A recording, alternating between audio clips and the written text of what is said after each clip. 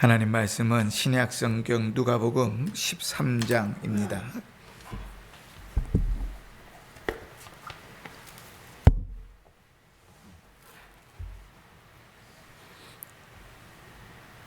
(1절부터) (9절까지) 제가 봉독할 때 하나님의 음성을 들으시길 바랍니다. 그때 마침 두어 사람이 와서 빌라도가 어떤 갈릴리 사람들의 피를 그들의 제물에 섞은 일로 예수께 아뢰되 대답하여 이르시되 너희는 이 갈릴리 사람들이 이같이 해 받음으로 다른 모든 갈릴리 사람보다 죄가 더 있는 줄 아느냐? 너희에게 이르노니 아니라 너희도 만일 회개하지 아니하면 다 이와 같이 망하리라. 또 실로암에서 망대가 무너져 치어 죽은 18사람이 예루살렘에 거한 다른 모든 사람보다 죄가 더 있는 줄 아느냐? 너에게 이르노니 아니라 너희도 만일 회개하지 아니하면 다 이와 같이 망하리라. 이에 비유로 말씀하시되 한 사람이 포도원에 무화과 나무를 심은 것이 있더니 와서 그 열매를 구하였으나 얻지 못한지라. 포도원지기에게 이르되 내가 3년을 와서 이 무화과 나무에서 열매를 구하되 얻지 못하니 찍어버리라. 어찌 땅만 버리게 하겠느냐? 대답하여 이르시되 주인이여 금년에도 그대로 두소서. 내가 두루 파고 거름을 주리니 이후에 만일 열매가 열면 좋거니와 그렇지 않으면 찍어버리소서 하였다 하시니라. 아멘. 한 주간도 평안하셨습니까? 네, 무지 많이 덥지요.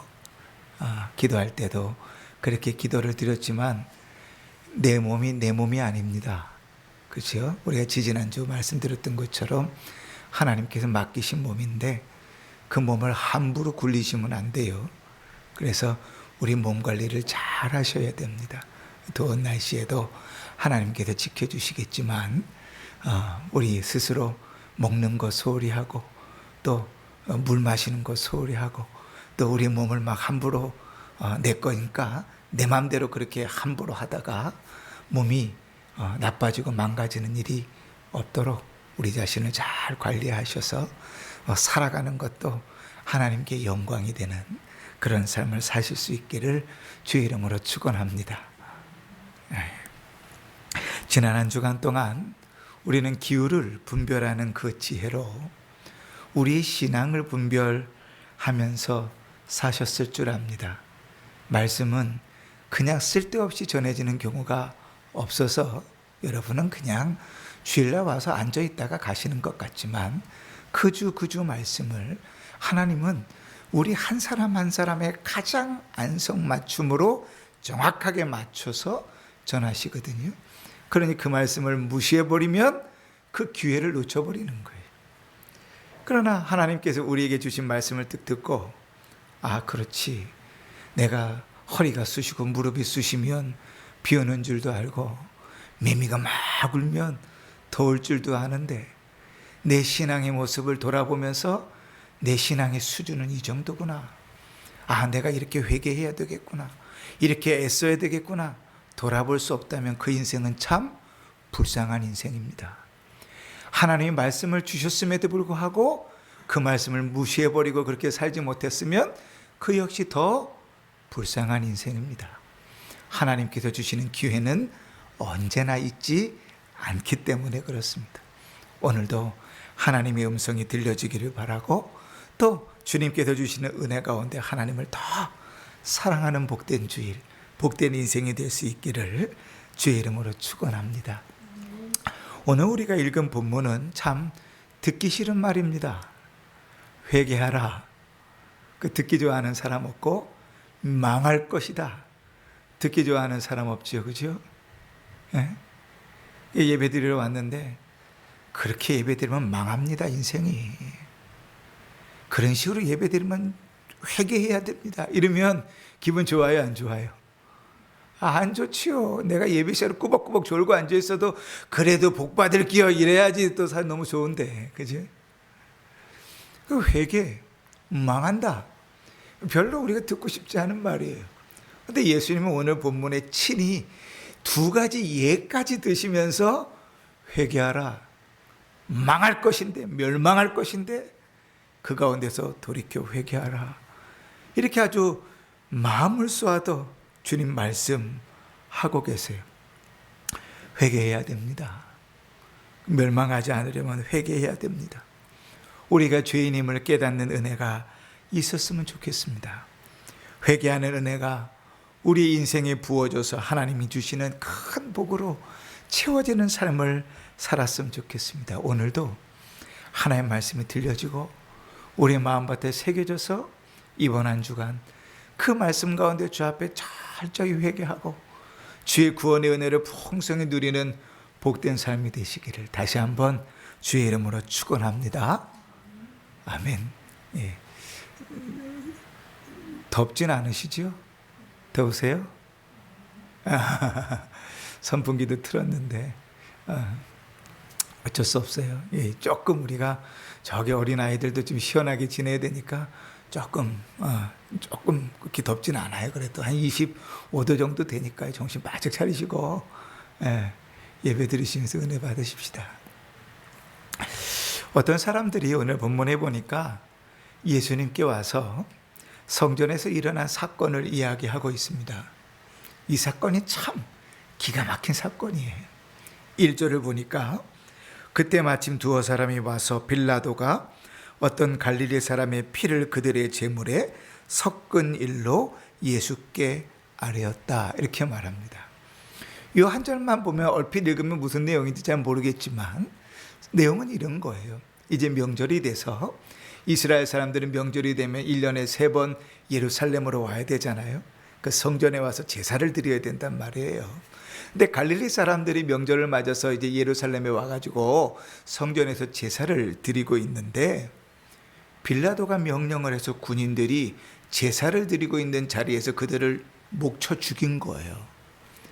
그래서 그들이 죽은 피가 그들이 제물을 드리라고 했던 그 제물이 튀어버린 거죠. 여러분 이 사건을 어떻게 생각하세요?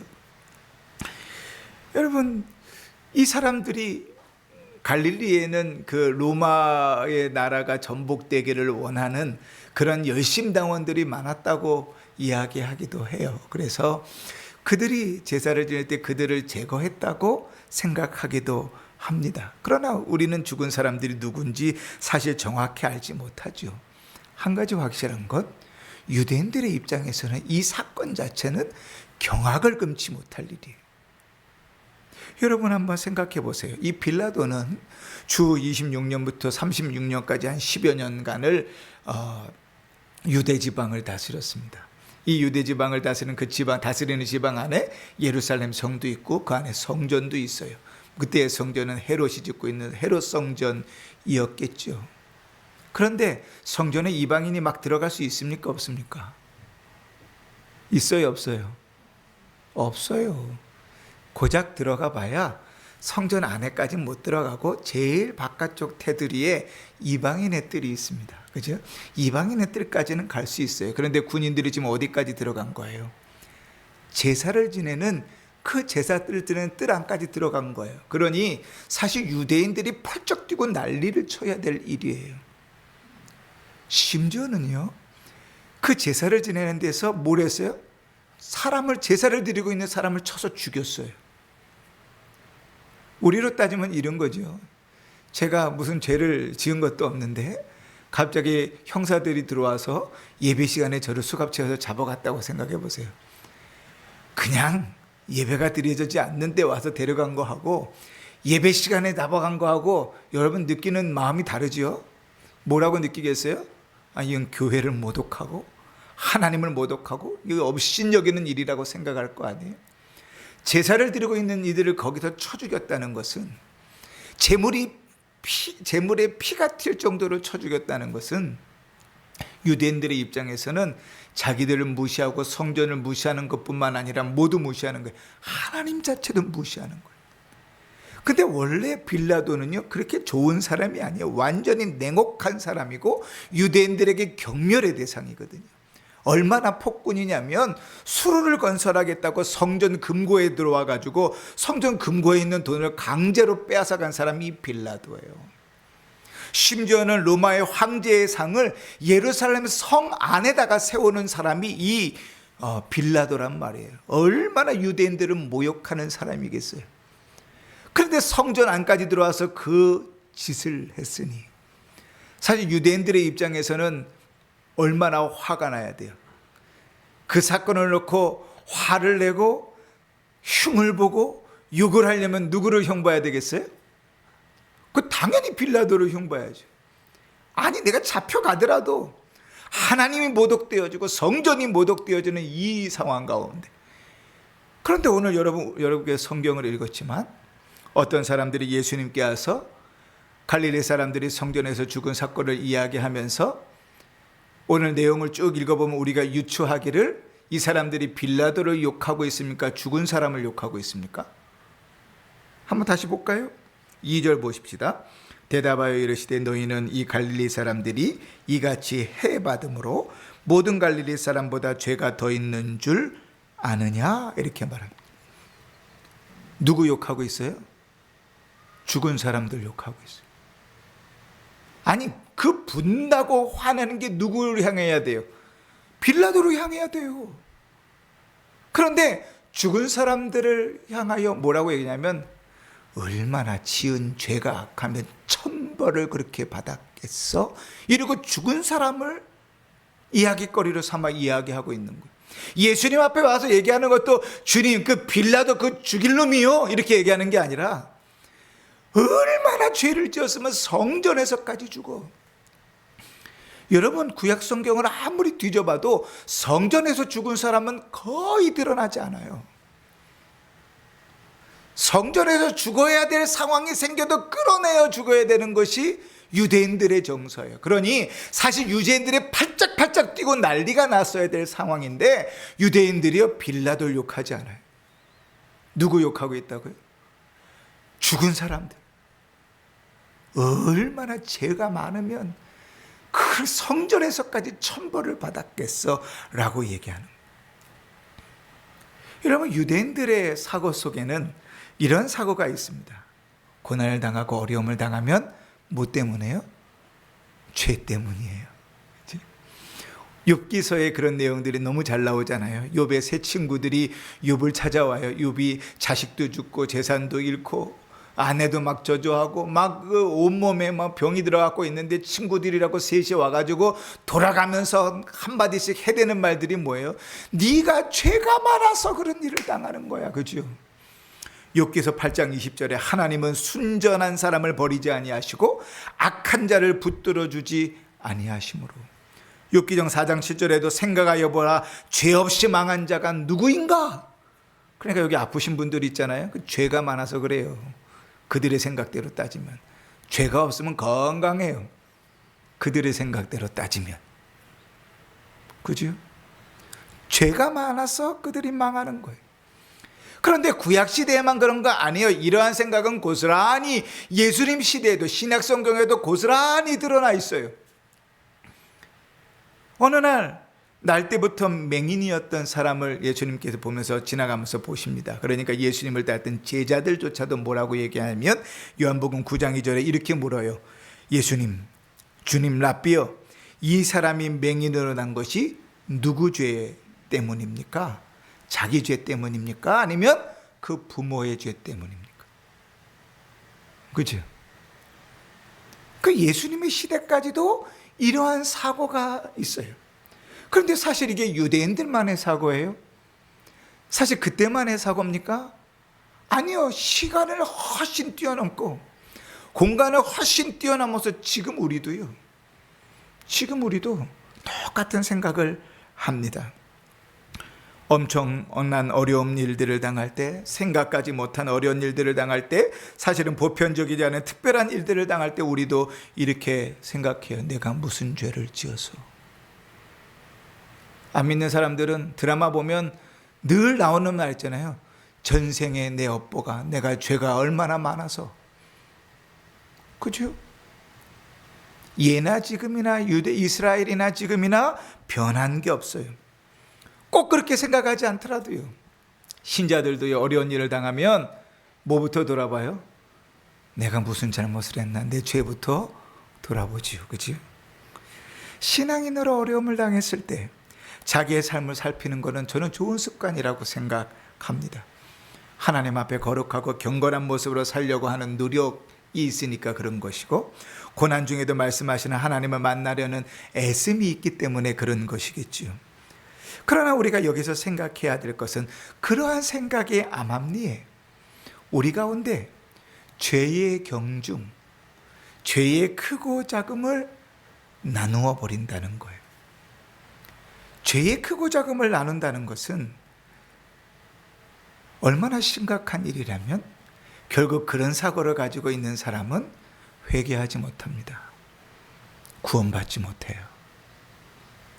왜냐하면 내 죄는 늘 남의 죄보다 괜찮거든요. 예수님께서 그 이야기를 하시려고 두 가지 예를 드십니다.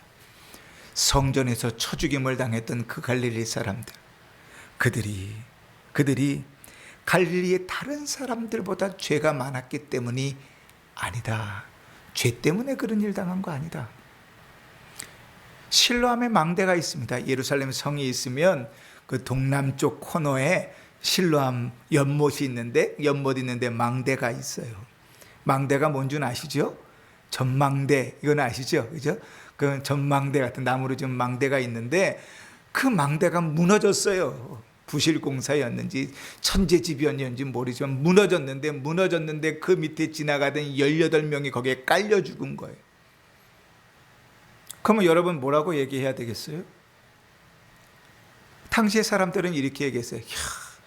죄가 얼마나 많으면 지나가던 망대에도 깔려 죽을 정도 하나님께서 그렇게 심판하시는가.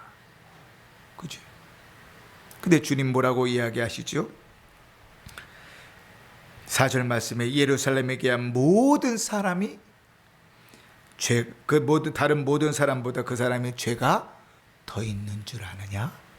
죄 때문에 그렇게 된 것이 아니라는 거예요. 우리는 계속 죄의 경중을 나눠요. 죄의 크고 작음을 나눠요. 그래서 정죄합니다. 여러분, 남의 신앙을 잘 정죄하는 사람이 있잖아요. 저 사람은 왜 저래? 저 사람은 왜 저렇게 신앙생활해? 그 사람은 아말리에 뭐가 깔려있냐면 나는 되게 의롭다는 것이 깔려있어요. 근데 단언컨대 그 사람은 예수 못 만난 사람입니다. 단언컨대 그 사람은 구원받지 못한 사람이에요. 흔히 남을 정죄하는 사람, 남의 잘못된 것, 남의 죄악된 것들이 너무나 잘 보여서 그것을 쉽게 얘기하는 사람은 철저하게 나는 의롭다는 사상에 놓여 있어요. 입으로는 예수를 믿는다고 구원받았다고 천마디 만마디 할지라도 그 사람은 구원받지 못한 사람이에요. 왜냐하면 구원은 내가 죄인임을 깨닫는 자에게 주어지는 거거든. 내가 죄인인 줄 깨닫지 못하는데, 예수가 나에게 필요하다는 것 자체를 깨닫지 못하는데 구원받을 수는 없어요. 그런데 예수가 나한테 필요하긴 해요. 그런데 나는 죄보다 나아요. 근데 예수님은 누구를 위해서 죽으셨어요? 제 죄를 위해서도 죽으셨고 내 죄를 위해서도 죽으셨어요. 그러니 내가 죄보다 낫다고 생각하면 예수는 필요 없는 거예요. 저는 신앙생활 오래 하신 분들 중에 늘 남의 얘기를 잘 하시는 분들을 많이 봅니다. 그들이 목사든 장로든 권사든 할 거 없이 저는 늘 그런 의구심을 가져요. 저 사람 구원받았을까? 자기가 죄인 중에 괴수인 줄을 모르는 사람이 늘 남을 향하여 정죄하고 남을 향하여 판단하는 저 사람이 어떻게 예수가 내 죄를 속하였다고 고백할 수 있을까? 그럴 수 없지요. 나는 의로운데요. 죄의 경중을 나누면 우리 안에 있는 많은 것들이 우리를 내가 죄인임을 고백하지 못하게 만듭니다. 나를 교만하게 만들고, 나의 낮은 자존감이 내가 죄인임을 인정하지 못하게 만들고, 내가 집착하고 사랑하는 그 더 사랑함이 내가 죄인임을 인정하지 못하게 만들고, 아까도 얘기했던 나의 의로움이 내가 죄인임을 인정하지 못하게 만들어요. 그러니 여러분 이 시간 점검해 보십시오. 다른 사람들을 보면서 그들의 악함들, 그들의 연약함들, 그들의 죄됨들이 계속 눈에 잘 보인다면 여러분 주님의 음성을 들으십시오. 회개하셔야 됩니다. 남의 어려움들과 아픔들을 보면서 아이고 교회 안 나오니까 그런 일을 당했지, 아이고 신앙생활 안 하니까 그런 일을 당했지, 아이고 기도생활 안 하니까 저런 일을 당하지 라고 생각한다면 회개하십시오. 당신은 구원받지 않은 사람이에요. 오늘 주님 그 얘기하고 계시는 거예요. 끊임없이 죄를 크고 나는 것으로 나눠서 나는 계속 의롭고 나는 괜찮고 나는 구원받을 만하고 나는 구원받은 사람인데 저 사람은 저런 죄 때문에 어려움을 당하고 저 사람은 저런 죄 때문에 힘든 일들을 당한다라고 생각한다면 그에겐 참 복음이 들려진 적이 없는 거예요. 우리는 늘 오직 우리를 구원하시는 주님의 절대적인 사랑으로 구원을 받았습니다. 우리가 얻은 구원은 우리가 고백하는 불가항력적인 은혜이잖아요. 내 의지와 내 노력이 담겨 있는 게 아니에요. 내가 인지한 것도 아니에요. 그대로 그냥 믿어지고 받아진 거예요. 뭐라고 믿어집니까? 내가 죄인 중에 괴수라고 믿어진 거예요. 이 세상엔 나 같은 죄인은 없다. 이 세상엔 나 같은 파렴치한은 없다. 이 세상엔 나 같은 죄인이 없다는 것을 인정하는 것 안에서 예수가 나를 구원하셨다는 사실이 복음이 되고 기쁨이 되는 거예요. 그래서 사도 바울이 내가 죄인 중에 괴수라고 고백하였고, 욥은 내가 벌레요 사람이 아니고 구대기인 인생이라고 고백하였고, 다윗은 나는 벌레요 사람이 아니라 그렇게 고백한 것 아닙니까? 그러니 여러분, 우리의 눈을 한번 돌아보십시오. 정말 내가 죄인임을 고백하고 계십니까? 늘 다른 사람의 모습을 보면서 늘 정죄하는 일이 일삼아집니까? 저는 교회에서 그런 얘기 듣는 게 제일 듣기 싫습니다. 아유, 저 집은 저래서, 저 사람은 저래서. 왜 그러는지 모르겠어요. 제가 보면 본인이 더한데. 그지? 우리의 눈이 죄의 경중을 나누는 것이 아니라 내가 하나님 앞에 죄인이라는 사실이 고백되어질 때, 내가 죄인 중에 괴수라는 사실이 고백되어질 때, 그제서야 구원의 은혜와 복음이 우리에게 임하는 것입니다. 그렇지 않으면 주님이 이렇게 얘기하세요. 다른 모든 갈릴리 사람보다 죄가 더 있는 줄 아느냐? 예루살렘에 거한 다른 모든 사람보다 죄가 더 있는 줄 아느냐? 아니라 너희도 만일 회개하지 아니하면 다 이와 같이 망하리라. 이 망하리란 무슨 말이에요? 지옥 갈 것이라는 거예요. 멸망할 것이라는 거예요. 미래형입니다. 망할 것이다. 내가 하나님 앞에 얼마나 죄인임을 깨달을 때, 복음은 그때서야 우리에게서 능력을 발휘합니다. 내가 하나님 앞에 얼마나 형편없는 자인데도 불구하고 주님이 나를 사랑하셔서 구원하셨음을 깨달을 때 주님 앞에 드리는 예배 자세가 달라져요. 내가 하나님 앞에서 받을 수 없는 은혜를 받았음을 깨달을 때 그제서야 우리의 모든 삶은 기쁨으로 변하는 것입니다. 날마다 우리가 죄인 중에 괴수인 줄 알고 은혜로만 구원받은 줄을 알 때 우리 속에서 드러나는 악한 마음들을 주 앞에 회개하고 경건함으로 주 앞에 나갈 수 있을 거예요. 사랑하는 성도 여러분, 우리의 모습을 돌아보십시오. 그곳에 모인 제자들과 예수님께 말을 전했던 예수님을 따르는 이들과 모든 무리들을 향하여 주님 그렇게 말씀하십니다. 너 회개했니? 네가 정말 죄인 중에 괴수라는 사실을 아니? 네가 정말 하나님의 은혜가 아니면 망할 수밖에 없다는 사실을 믿니? 너희도 만약 회개하지 않으면 그와 같이 망할 것이다. 주님이 선언하시는 것입니다. 여러분, 그리스 로마 신화에 보면 카이로스라는 기회의 신이 있습니다. 기회의 신의 이렇게 모양을 보면 사람인데 그 모습이 되게 재밌게 표현되어 있어요. 먼저 앞모습을 보면 그 앞모습은 앞머리가 되게 무성합니다. 그런데 뒷모습을 보면 뒷머리는 대머리예요. 왜 우리 옛날 중국 사람들 가끔씩 보면 이렇게 잘라서 뒤에는 머리 없고 앞에만 머리 있는 사람이 있잖아요. 그런데 카이로스는 앞에는 머리가 좀 많고 뒤에는 아예 머리가 없어요. 그렇게 생긴 카이로스를 두고 사람들은 기회의 신이라고 이야기합니다. 왜냐하면 기회를 잡으려면 기회가 쏜살같이 다가올 때 앞머리를 붙들어야 기회가 잡히지, 지나간 다음에는 붙잡을 뒷머리가 대머리니까 없잖아요. 기회는 지나가면 잡을 수 없다는 것을 이야기해 주는 거예요. 그런데 오늘 주님께서 그와 비슷한 이야기를 하십니다. 회개하라고 말씀하시면서 회개의 기회가 얼마 남지 않았다고 말씀하세요. 여러분, 정신 차리고 신앙생활 해야 될 기회가 얼마 남지 않았습니다. 우리가 지난주에도 말씀을 함께 살펴봤지만 오늘도 다시 한번 반복하시는데, 주님 친히 지금 제발 좀 알아들으라고 예화를 들어서 설명을 하세요. 어떠한 포도원지기가, 포도원 주인이 포도원에다가 무화과나무를 심었습니다. 무화과나무를 심는 것은 그냥 관상수로 보기 위한 것도 아니고 그냥 그늘에서 쉬기 위한 것도 아니고 무화과 열매를 따먹기 위한 거죠. 더우니까요, 그 열매로 목을 축이는 것은 참 그 당시에 살아가는 사람들에게 유익합니다. 포도원에서 밭일을 하다가 무화과나무 열매를 따먹는다는 건 참 그들에게 도움이 되는 일이잖아요. 그런데 무화과나무를 심었는데 3년이 지나도록 이 나무가 열매를 맺지 않는 거예요. 그래서 주인이 이야기합니다. 포도원을 가꾸는 포도원지기에게 나무 거 찍어버려라. 글렀다. 열매도 맺지 않는 그 나무 그냥 찍어서 갖다 버려라. 그랬더니 포도원지기가 이야기합니다. 올해 한 해만쯤 더 보십시오. 제가 거름도 주고 잘 관리할 테니까 그러고 나서도 내년에도 열매가 안 달리지 않으면 그때 찍어버리면 되지요. 한 해만 더 기회를 주십시오. 그때 열매가 맺으면 그때 열매를 따먹으면 될 것 아닙니까? 우리가 지금 살아가는 인생은 어떤 시간이지요?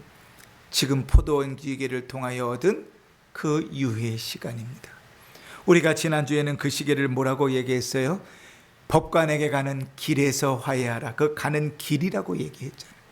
우리에게 주어진 인생은 그래요. 지금이 회개해야 될 때입니다. 한국의 기독교가 기독교의 역할들을 제대로 발휘하지 못하고 기독교가 그 하나님의 복음의 능력을 제대로 발휘하지 못하는 이유는 가짜 교인들이 많기 때문에 그래요. 교인은 많은데 신자가 없어요.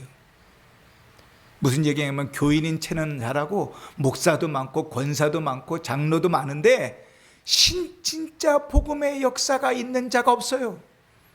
기도도 열심히 하고 봉사도 열심히 하는데 복음 안에 빠져 있는 사람이 없어요. 예배는 다 무너져 가고 예배의 삶은 다 무너져 가는 거죠. 내가 죄인인지 알지 못하는데 어떻게 내 삶에서 복음의 역사가 일어나겠어요? 내가 죄인 중에 괴수인지를 알지 못하는데 어떻게 예배가 행복하겠어요? 나는 벌레요 사람이 아니라는 사실은 모르는데 어떻게 예배의 삶이 기쁨과 즐거움과 승리의 삶으로 살아가겠어요?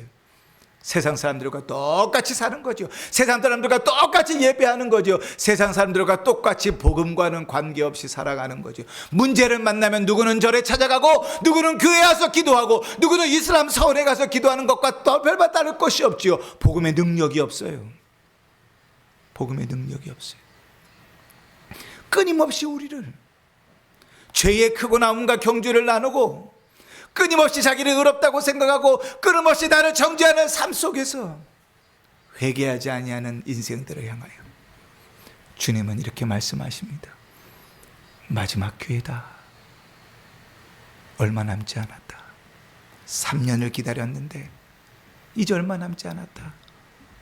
회개하지 아니하면 이와 같이 망하리라. 주님 말씀하십니다. 썩 듣기 좋은 말은 아닙니다. 그러나 반대로 바꾸면 이런 말씀입니다. 회개하면 망하리라. 반대는 뭘까요? 그죠? 흥하리라. 회개하면 복음 가운데 사로잡혀 있으면 복음의 역사 가운데 있으면 주님이 주시는 기쁨과 주님이 주시는 은혜와 주님이 주시는 복을 풍성히 누리며 살 것이다. 언제까지요? 주님이 날아갈 때까지. 말씀을 정리합니다. 사랑하는 성도 여러분, 혹시 내 안에도 알게 모르게 죄를 경중을 나누고 서열화 시키고 있습니까? 나는 괜찮은데 저 사람의 죄는 눈에 거슬리는 일들이 내 눈앞에 많이 있습니까? 주님은 오늘 이렇게 말씀하십니다. 회개하라. 회개하라. 회개하라. 신자는 언제나 빌립보서 2장 말씀처럼 오직 겸손한 마음으로 각각 자기보다 남을 낮게 여기는 것, 이게 신자의 자세예요. 그런 내 입술을 통해서 남은 칭찬되어지고 남은 높여지는 게 신자의 모습입니다. 그런데 내 입을 통하여 남의 안 좋은 일들, 남의 못하는 일들, 남의 죄 지은 것들만 계속 얘기되고 있다면 오늘 주님의 음성을 들을 수 있길 바랍니다. 회개하십시오. 구원받으셔야 됩니다. 정말 내 삶 속에 예수가 필요하다는 사실을 인정되어 회개하십시오. 구원의 기쁨을 누리시기를 바랍니다. 혹시 우리 중에 아직도 예수가 나의 구주라는 사실이 믿어지지 않는 분들이 계시다면 오늘 이 시간을 들어 주의 복음을 전합니다. 여러분, 우리의 삶에 회개하지 않으면 우리의 죄에서 우리를 건져낼 자가 없습니다. 성경은 죄의 삭은 사망이라고 했습니다. 죄의 결과는 결국 죽음입니다. 그 죽음에서 우리를 건져낼 자가 없습니다. 그러나 주님 오늘 명확하게 얘기하십니다. 회개하라. 회개하면 망하지 않을 것이다. 회개하라. 회개하면 내가 너를 구원할 것이다. 그 죄 앞에 그 죄가 무엇인지 잘 모르지만 내가 죄인임이 고백되어진다면 주님 앞에 회개하라 말씀하시는, 이제 망하기 전에, 이제 멸망의 날이 오기 전에, 이제 끝이 오기 전에 아직 기회가 얼마 남지 않았을 때 주 앞에 회개하고 주님이 필요합니다. 주님 앞에 나아갈 수 있기를 바랍니다. 주께서 우리를 구원하실 것입니다. 우리가 아까 예배 시서두에 읽었던 것처럼 우리 주님께서는 회개하는 자, 성경의 다른 표현으로 바꾸면 상한 심령을 멸시하지 않으십니다. 주님이 제일 싫어하는 자가 누군지 아세요? 교만한 자입니다. 상한 심령을 멸지 않으시고 꺼져가는 등불을 끄지 아니하시는 그 하나님께서 주님 앞에 회개하고 나올 때 두 팔 벌려 우리를 용납하실 것입니다. 이번 한 주간 우리의 삶을 진지하게 돌아보고 주님 앞에 회개하고 주님께서 용서하시고 주와 하나 되는 복된 삶들을 살아가시기를 주의 이름으로 축원합니다. 아멘. 찬송가